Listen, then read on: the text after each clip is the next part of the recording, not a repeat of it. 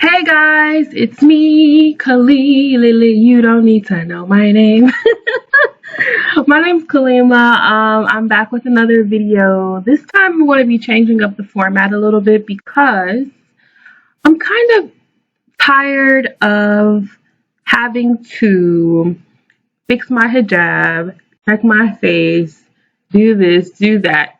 Okay, podcasts are amazing for a reason because I don't have to worry about all that. And me, I like to stay in my house with my pajamas, hair out, boobs out, ass out, okay? And I don't want to worry about how I look and how I'm feeling that day and how, you know what I'm saying? Like, I just want to be able to do me. And this is that perfect way. If you've ever seen the YouTuber Chrissy, who actually, I'll leave her link down because I feel like she's a fabulous representation of dark-skinned Black women and how they feel and their point of view, their perspective. She follows this format too. I've never seen one picture of Chrissy. I do still take selfies and things like that, but I will be switching the format. I might do videos in the future where I do actually go back to recording. But I find that this is better for me, especially right now, since if you saw me, you'd be like, who is that? Okay. And where's her hijab and where's her clothes? Anyways, so today's video is going to be about, you guessed it from the title, Karl from the Grapevine. Now, I have done videos previously about Karl. Well, not Karl specifically, but the Grapevine in specific. I ended up deleting those videos because, not because I feel another way. Those videos were having to do with only two people who I felt a way about at that specific time on the Grapevine. It wasn't about the show in its totality, and I think people got my message misconstrued when they actually saw the video because it was people were saying that it was more so directed towards the Grapevine. I love the Grapevine TV. It's a great show. I'll leave the link in my description as well. Check it out. They just got a super boost in followers, so hopefully they continue to grow and flourish and do their thing. I was more so irate at the fact that I was seeing a lot of others, and when I say others, non-Black POC, non-Black people on the panel. I think that Black voices can be diverse without having to have interjecting voices or other voices interjected into the conversation to create this diversity within the group. I think that Black voices per previous episodes where there are no non-Black POC, no white people, can be just as diverse, if not even more so, based off of what I'm about to talk about right now, which is Karl, who is a conservative white Republican. No, Karl is a nigga from New York, but he's a Haitian man, and I am Jamaican woman. So if I make fun of Caribbeans during this little, informational video, I'm allowed to because I'm from the Highlands.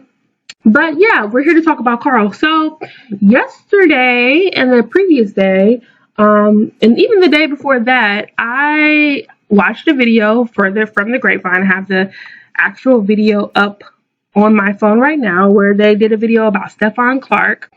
They said they were going to be doing a series of videos, like their season 2, if you will, of videos just coming out one after the other, which I love because I love the Grapevine.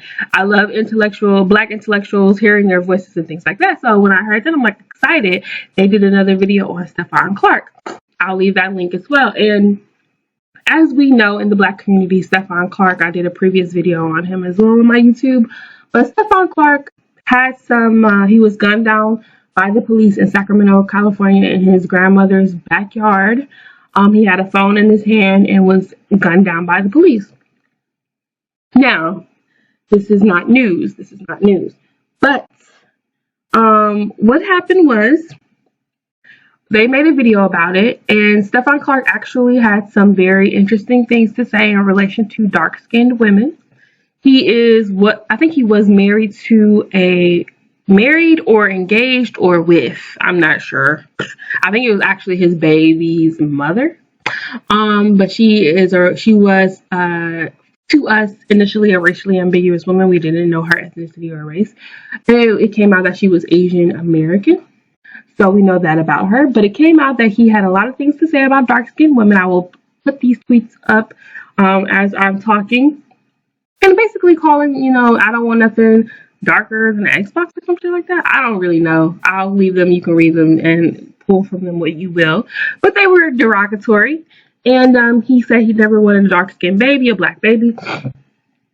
And, his baby's mother has had a lot to say about black women too. She does not like us either, even though you could call her a caricature of the black community, because there's, if we're going to pull into stereotypes, she was pulling a lot of stereotypes from ratchet black culture. Okay. Even though she doesn't like us at all. So they did a video about it. Karl, basically, everybody was pretty much on the same team. Now, during this video, Seren actually she shocked me. And if you don't know Seren, I will leave her link to her page, her YouTube page, her Twitter page as well. Had a lot to say on it as well. It was confusing to me because I'm a big stan for Seren. I don't stand for many people. I don't stand for celebrities. But if you got the right shit to say about Black Revolution and the preservation of black women and the preservation of the black community, I will stand for you. Because there's not a lot of people openly outwardly speaking on these issues, and keeping to their word. There's not a lot of people. So Seren, there's basically, okay, I'll tell you how the episode kind of went. Excuse me, I have a cold. Bobo, there's a girl named Bobo. She's a South African, and she basically said that black women should stick to self-preservation. And if somebody has shit to say about you, then you're on your own. And I will insert that video clip here. I feel like black men who are complicit in the oppression of black women can miss me. And I think that's the common opinion.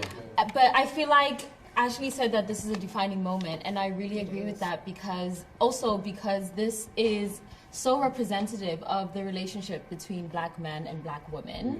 And by and large, black men continuously throw black women under the bus, but then respect, support, and engagement for their own struggles. So for me personally, on behalf of the black women who feel the way that I do, I think it's a form of self-preservation to step out and say, well, you don't support black female lives and you don't care for black female lives, so you're on your own, fam. Fight this fight, or call on your white girlfriends, your Asian girlfriends, and allow them to fight for you. Stephon Clarks can't call anybody. He's dead. Right, but at the same time, I'm not saying that. Honestly, feel like and allow them to fight for you. Stephon Clarks can't call anybody. He's dead. Right, but at the same time, I'm not saying that let's shoot him. I'm not supporting the death of black lives. What I'm supporting is the choice for black women to say you are on your own because you've abandoned us in our time of need. And so that is self-preservation. And I think if you are complicit in the oppression of black women, you are also complicit in white supremacy. And because I'm invested in black liberation, I am not on your side, fam. Fight your own fight. I don't agree. Go ahead, Karl. Friends. And basically, I don't see nothing wrong with that. And so Seren pretty much interjects and says, Stephon Clark cannot defend himself because he is dead. And yeah. And also she was very defensive in terms of protecting black men. And my whole thing is black men don't need protection. Black men are, we are a group, we are a group of people. And yes, we should advocate for both parties, whether it be women or whether it be men. We should advocate for each other, absolutely. But my whole thing is, when black men do some misogynoir, when black men perpetuate the narrative of the masculine black man who is wrong, as two left shoes is wrong, okay? When they do some fuck shit, I'm not gonna support you in that. Black men are the perpetuators of colorism in the black community. They're not the only perpetuators of color. That was my train of thought, so I will a lot, so sorry. But like, when black men do some fuck shit, we're going to call them out. They're the perpetuators of colorism. That's what I was saying. They perpetuate colorism in the black community. Black women do it too, but black men do it so much more. If we're talking about numbers, but they do it so much more. And women, to appease the male gaze, they do so much, and so, like, I'm just so confused. And to me, Seren isn't a dark-skinned woman. This is just to me. Now, color is not in the eye of the beholder, apparently, because to some of my friends, I'm brown-skinned. To some of my friends, I'm heavily dark-skinned. But whoever you come across, it's always a difference of opinion. To me, it's a consensus to other dark-skinned people, actually, that I am dark-skinned. But, it's just, she's not a dark-skinned woman, so I don't think her point of view is the same in terms of this whole colorism thing. And to me, because colorism directly, heavily affects dark-skinned people on a bigger scale than it does light-skinned people. Light-skinned people also obviously do suffer, or not suffer like it's a disease, but it is a disease, but they do absolutely suffer from colorism in the white supremacist system. But let's just be real. Like, let's just be fucking real. Dark-skinned people are suffering more. It's what it is. It's simple. It's simple math. So I don't think Seren really understands colorism from the perspective of the dark-skinned woman, because she's not a dark-skinned woman. So when she says certain things, it can be disingenuous. It can be a little bit heavy-handed sometimes. Like, I don't think you really know what you're talking about, because you're not dark-skinned. And it's like, when you try to talk about your narrative to a light-skinned person as a dark-skinned person, it's like they just don't get it, or they don't want to get it.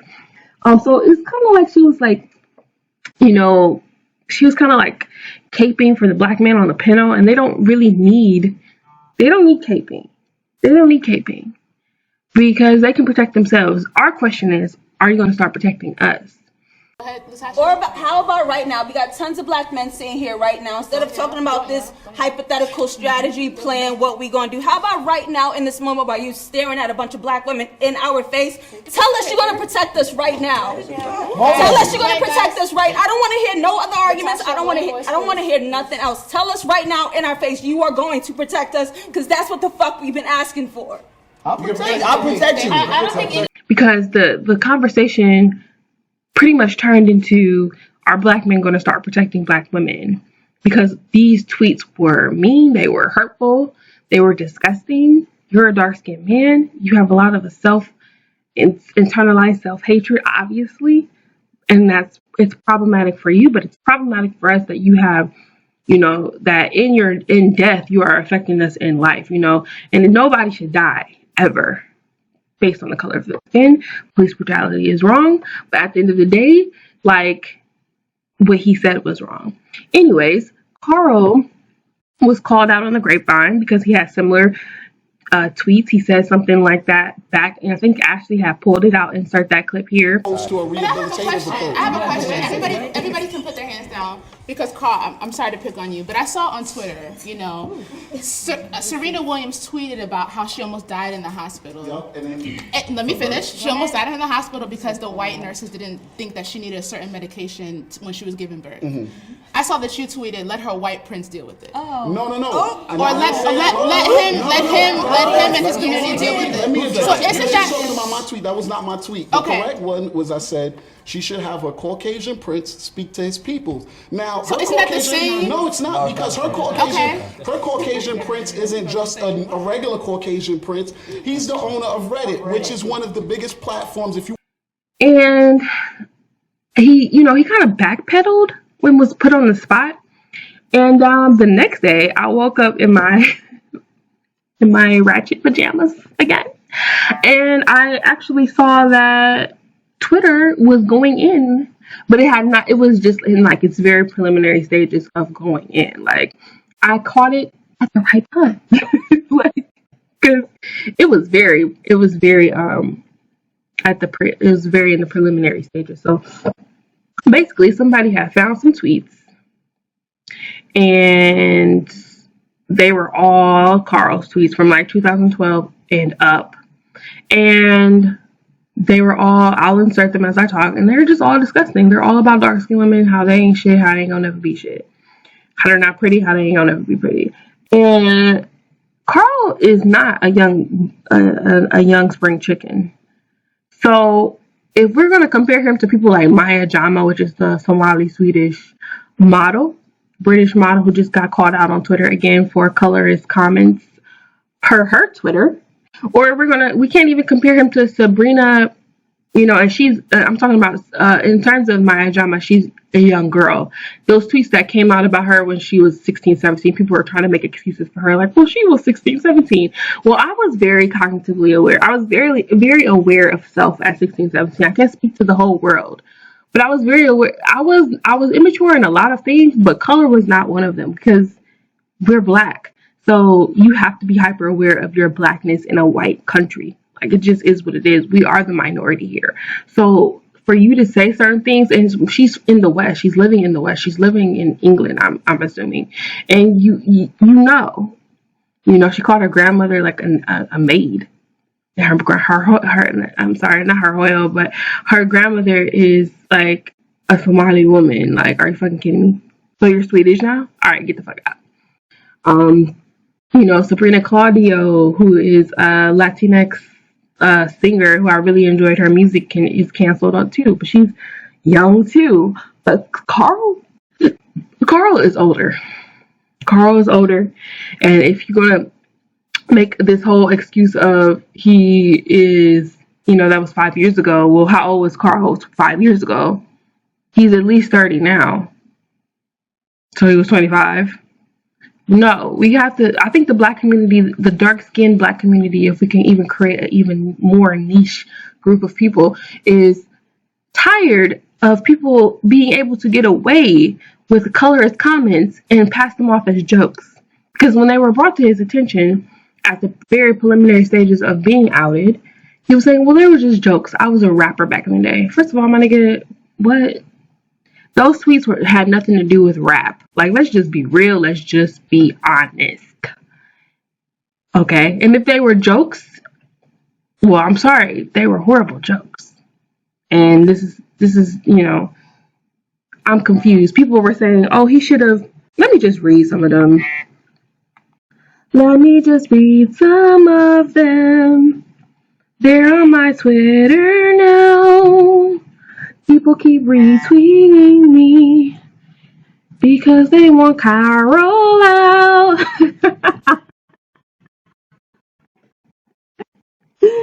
What the fuck is wrong with me? Okay, so good Lord. I could probably pull, here they are right here. All right, Karl said, it's really not our fault a high percentage of dark-skinned chicks are ugly, he meant to say are ugly. That's just how God rolled the dice. Damn, Karl. That don't sound like a rap to me. And that don't even sound like a joke to me. That just sounds like some fucking shit. That was in June 23rd, 2013 at 9:11 p.m. Sounds like an emergency to me. 911. Somebody said, but why do y'all hate dark-skinned girls so much? And Karl retweeted, I don't hate them. I just don't like them. That was March 30th, 2012. Oh, my God. Then this one says, I don't argue with dark-skinned bitches. They are beneath me like engine oil. And then Karl's retweeted looking like Vince Wilfork. I'll insert a picture of that person. I don't know who that is. I'm assuming they're not pretty and they're probably dark skinned. And then Karl said, if dark-skinned girls are so comfortable in their skin, why even filter y'all? Use makeup, y'all shit lighter. Speak English, my nigga, because it's definitely your first language. Like, I don't think you were born in Haiti. And that was February 24th, 2014. So that's like, that's 4 years ago. That's even more recent. So, he said more things, and I'll insert those too.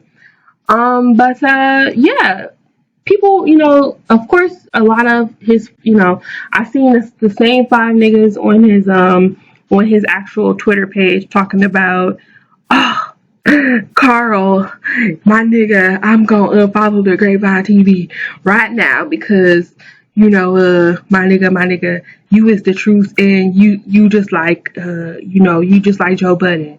You is the truth. Okay, wait. I'm on his page right now, because he actually blocked me, but I obviously the internet is free, so. I'm trying to find some dudes that actually agree with this guy. Honestly, I may not have agreed with everything you said, but I respect you. Fuck these motherfuckers who's still coming at you, B. Okay. And there's a lot of, somebody said they fired you so the show could do worse.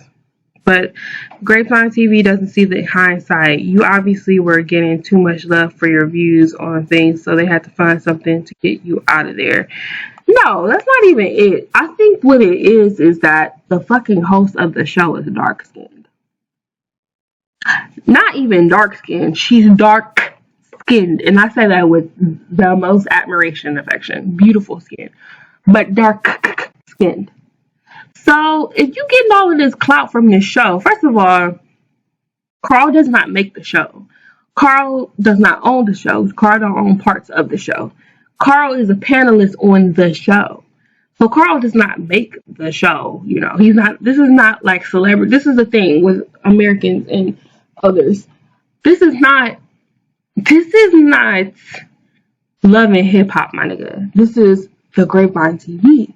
I know it's a new thing for y'all to see black intellectuals doing their thing, but these aren't stars. These are real people who are flesh and blood, who are touchable, who are tangible. No. If a nigga gotta go, he gotta go. And it's not gonna be a thing of, what? Are you dumb? Are you dumb? No, he does not make the show.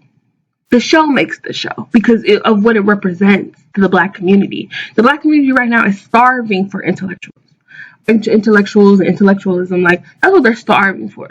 They're not starving for a Karl. They're starving for intellectualism. They're starving for people who are spreading positivity and shedding a good light on the black community and highlighting areas and conversations that actually will benefit us. And not somebody who is fantastic, Karl. Not somebody like Ballard.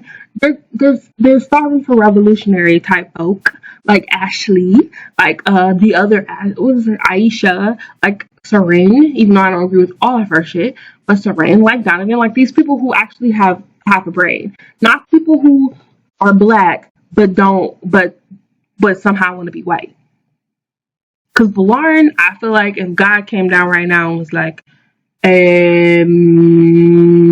I heard you don't want to be black anymore. So what color would you like to be? And Ballard would be like, well, so many colors in the rainbow. White. Karl would be like, so many colors in the rainbow. White. Like, what the fuck, bro? Come on. It's not math. It's not hard out. It's not calculus. Like, this is easy math. So that's what ended up happening. Karl, so all of this stuff is happening, blah, blah, blah, blah, blah. Retweet. Of course, I'm doing my due diligence. Retweet. I know I didn't dig up this shit, but I will retweet it. I'll retweet it. And he ended, I guess the Grapevine got wind, because obviously they were tagged in a bunch of it. her a tweet that I had made. I pulled a clip of the video off of the actual long ass 30-minute video that they did of just Latasha, and she was pleading with black men to love us and love on us and protect us instead of acting like the cute that they usually are, do or be or whatever. And it got a lot of retweets, obviously, because the Grapevine retweeted their shit. And I put those tweets on that video because I want people to see that this is somebody on their panel who feels like that. I actually cut a piece of the video from the actual video that shows Karl laughing at Stephon Clarks when his Someone said black is beautiful, and he quoted the tweet saying, "I don't want nothing black but an Xbox. Dark bitches bring dark days." And he said, if that ain't like visual sentiment right there, I don't know what is. Sorry, Charlie. You did it to yourself. Sorry. So, Grapevine ended up firing him. Or letting him go. I'm sure they're cool with him. Like, I'm not sure, like, this was out of, like, some malicious spite thing. I'm like, the two people who own the show are dark-skinned. You are dark-skinned to a lot of people, Karl. I'm confused. I'm not even asking black men to love every dark-skinned woman. I'm asking black men to protect the integrity, respect black women, protect our integrity, protect us. But it's just too much to ask from these niggas. You could be whoever you can love and fetishize non-black POCs, love on them, crave babies with them, fetishize the babies, whatever you want to do, but protect black women. That's the first step. The journey starts with the first step, and we need you to do it. We just need you to. I'm not mad at that, Karl. I was a little bit like, I wanted him to be on the show to show what the fuck he was talking about. But at the end of the day, I think that dark-skinned people are really just tired of the shit because they're calling out colorism, they're calling out racism. Back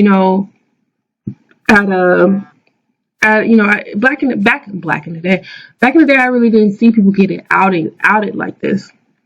And I think that it's not about being hypersensitive. It's about being hyper aware. If you see some fuck shit, report it, because that's the power that we have right now. Once we get other types of powers that we can flex, then we'll flex it. But for now, the things that we can do is call out colorism, is call out racism, especially within our own communities, because this system called slavery has really done a number on a lot of people, and everybody is not going to be a part of this revolutionary thing called black liberation. It's just not going to happen. So some people are going to be products of slavery, and they will never return to, I'm sorry, my phone's going off. They will never return to who they were supposed to be. They're always going to be just who they are, caping for white supremacy, because that's what the system is supposed to do. It has done its due diligence. It has done its job.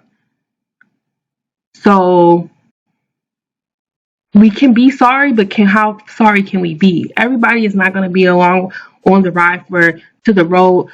Everybody's not going to be along for the ride on the road to revolution. Period. It's not up to the Grapevine TV to keep people on who feel this way. And that's why I'm really glad the host is dark skinned, because imagine if they kept him on. At that point, it's for views.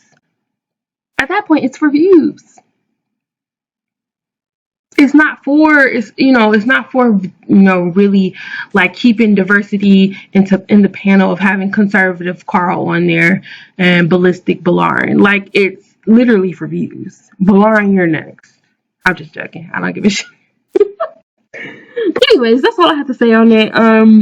Yeah, like, comment, and subscribe to this channel. Please reshare or share or whatever the hell this video. I'm going to be making another video about why Somalis just don't like me later on today. So that'll be on later on today. Hopefully you guys are having a good day. It is 60 degrees here in sunny Ohio. So I will see you guys later. Have a good day and peace. I still have this cold, so excuse me, guys. Hi, Samuel. I see you all the way from England. Hi. Hi, Jazz. Hi, Kima. They were like anti-black women tweets. Hi, Ayaba. I mean, I'm sitting outside, so God, I'm not on any Wi-Fi or anything, so like, who knows how mine is gonna be. And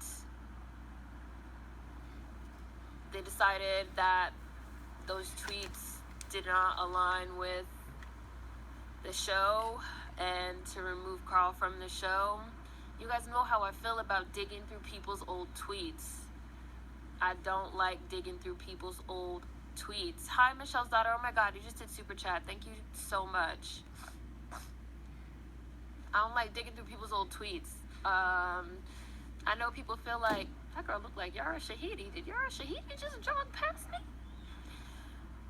I don't really like digging through people's old tweets. Hi, Relatable MJ. I'm alright, I guess. Like, I don't know. Like, I'm kind of in my feelings about it because I don't like digging through people's old tweets. I don't like digging through people's old tweets. Like, I really don't. Like, I really don't. Somebody said, what about full rebranding? Colleges and potential employers do that all the time, checking through people's social media. I want to address, just because you don't like digging through people's old tweets doesn't matter. In this case, Karl's saying it by his comments now. He's doubling down now. Now, see, I don't feel like that's true. I don't feel like that's true. What Karl said was, and I don't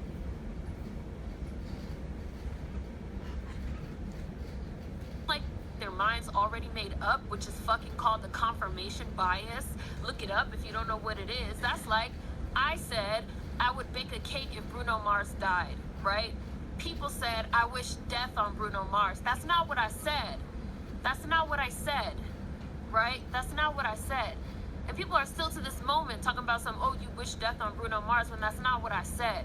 You just said, oh, Karl is doubling down on his comments now. He feels the same way now. That is not what he said. You can go look at his tweets in black and white and see what the fuck he actually said. Don't paraphrase what he said. Don't put words in his mouth on what he said. Somebody did the exact same thing on the Stephon Clarks video for me.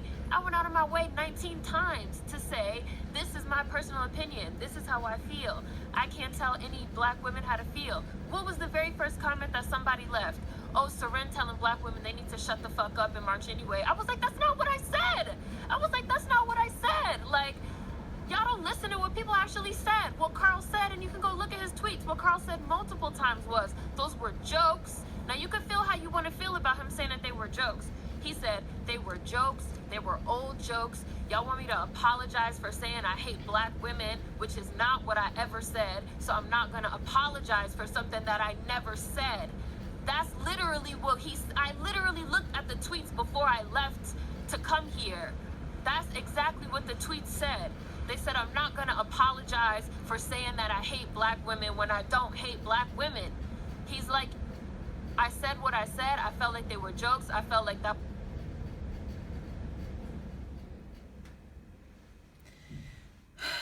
That nigga was not joking. Okay, let's go. Problem with what Karl said, have a problem with exactly what he said, but you're not gonna sit on Twitter, you're not gonna sit in this comment section on this live video either and make up lies, because I have literally seen from going viral, people sit there and make up lies about me. I'm not gonna be okay with that. And if you want to sit there and make up lies and be fine with it, this is not the place for you. You need to go make up those lies somewhere else. Seriously. I've had this echo for about a week now.